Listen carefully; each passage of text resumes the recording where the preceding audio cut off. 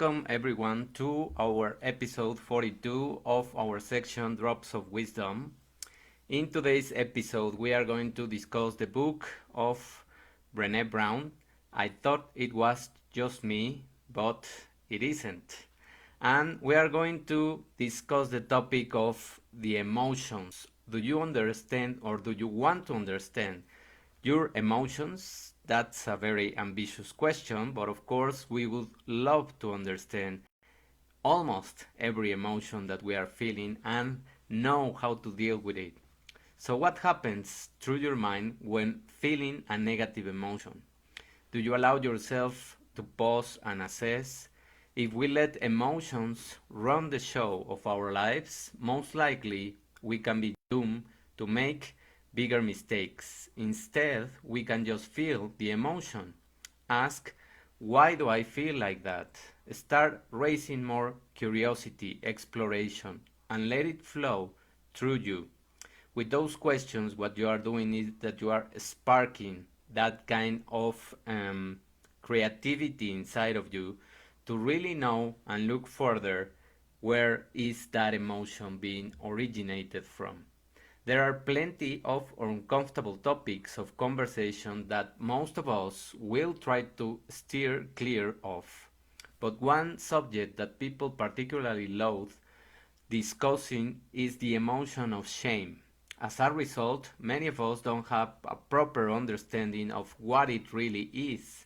Shame is a visceral emotion whose exact characteristics are difficult to describe, but at its core, it has to do with a feeling of not being good enough. Articulating such an experience can be difficult after all. Discussing shames require us to, at least to a certain degree, relieve the pain it causes. That being said, when the author interviewed over 300 people about how they experience shame, she discovered a theme. Shame is a negative feeling connected to a sense of rejection and the exposure of aspects of ourselves that we tend to hide. That's when shame is most triggered. When we created a personality, when we have a mask and we are trying to appear in a certain way, but we really have another way of being, and that's when shame starts to creep on us. So, based on that information, the author put together the following definition. Shame is a deeply painful sensation that stems from the belief that we are not good enough. And that is, shortcoming will prevent us from being accepted by and belonging to a group. But how does shame arise? Most often, shame occurs when people seek compassion, but they experience rejection instead. For instance, one participant in the author's study spoke about how her mother persistently shamed her because of her weight. When the participant visited her mother, the first words out of her mouth were would be about she was still fat, and the last words would be about how she hoped her daughter could lose weight before they saw each other next. Imagine feeling that interaction with your mother, who is supposedly be someone that supports you, and just realizing that the weight is something that you should be ashamed of. So you are starting to create a different image of yourself, and you internally develop these um, low self-esteem issues regarding your appearance just because of those words. It's clear that a lack of empathy precipitates shame. A powerful antidote also exists for the feeling of shame, and it is called empathy. Since everyone experiences shame, what truly matters is that we learn how to manage it.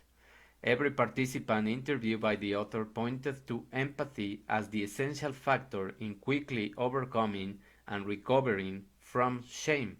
However, receiving empathy from others isn't the only important step. It's also essential for you to empathize with them. Knowing that other person has experienced what you are experiencing and that is not unusual or uncommon makes you feel less isolated and more accepted just by the fact that you are not alone in that feeling. But to achieve this understanding, you need to be able to see things from the other person's perspective without passing judgment, which means being present, listening, and aware of the other person's story. Have you ever felt like you are coming down with some sort of illness, but you just decide to ignore it? Well, if you have, you likely learn that listening to yourself is important to your physical health, and the same goes to your mental health. Those signals, those subtle messages are the ones that are going to allow you to react properly and start um, feeling the emotion and letting pass through you. As such, to deal with shame, you first need to recognize that you are feeling it. So, through her research, the author found that people who could not notice and precisely describe their shame were much better at handling it. So, noticing the emotion, describing it, is what is going to help you to manage that emotion. Some of these people, when confronted with shame, might get a dry mouth and have difficult swallowing. Others turn red and start shaking, while still others become incapable of even get out of bed. So this emotion can be paralyzing in terms of the activities of your life, of your day. However, it manifests. Noticing your shame enables you to overcome it, because to truly deal with shame, you also need to understand what triggers it. Accurately identifying shame lets you start looking for these triggers. That being said, there are no universal causes of shame, since it is largely dependent on negative personal experiences from early on in one's life.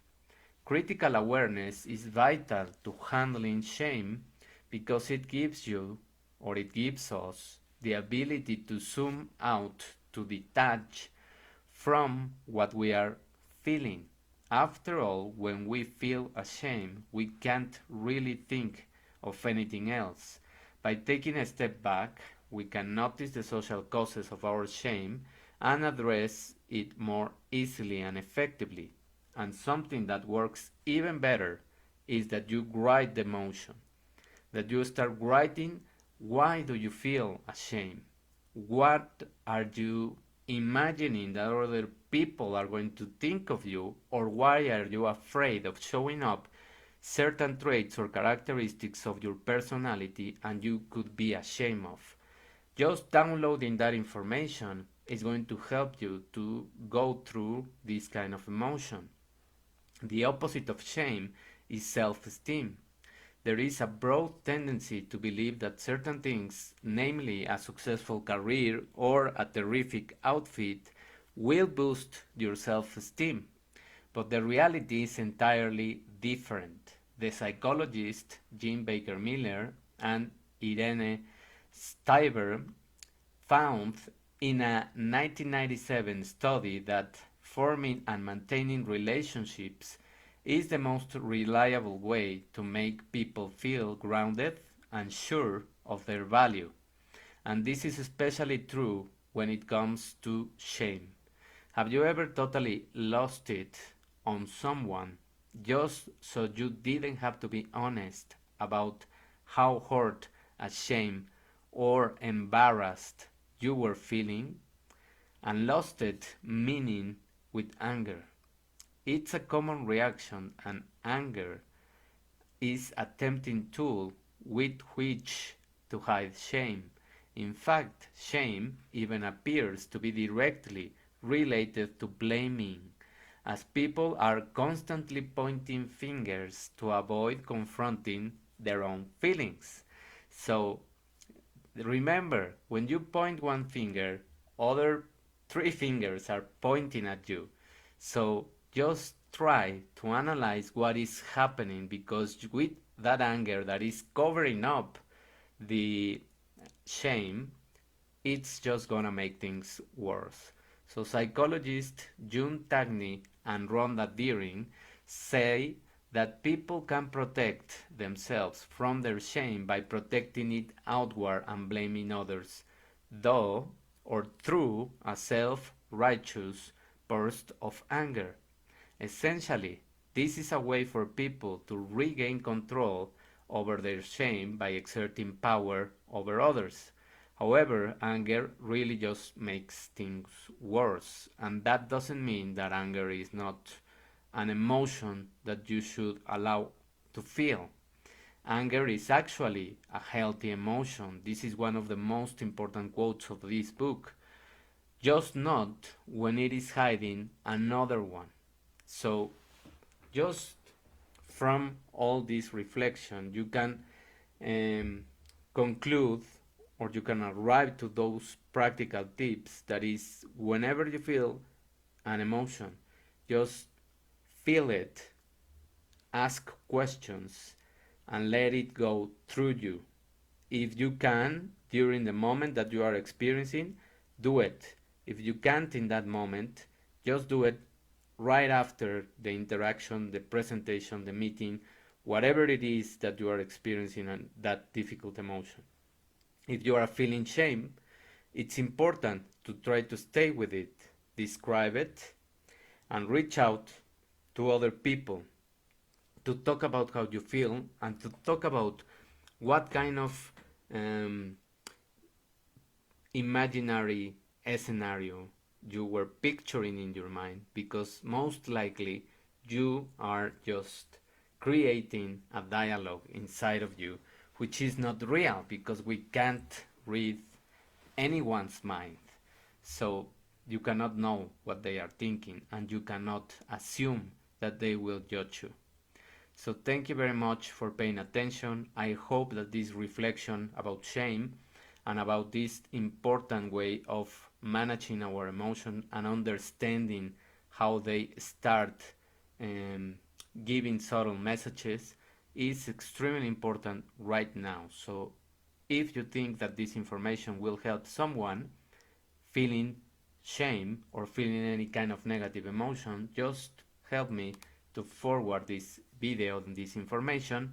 And you know what I'm asking most of the times with these videos: just a like, a comment, a suggestion on what kind of topics do you want me to explore, and of course subscribe to the channel so that you can get notified about the episodes. Thank you very much for your time, for your attention. We will see each other next Wednesday. Have a beautiful afternoon and rest of the week. Bye.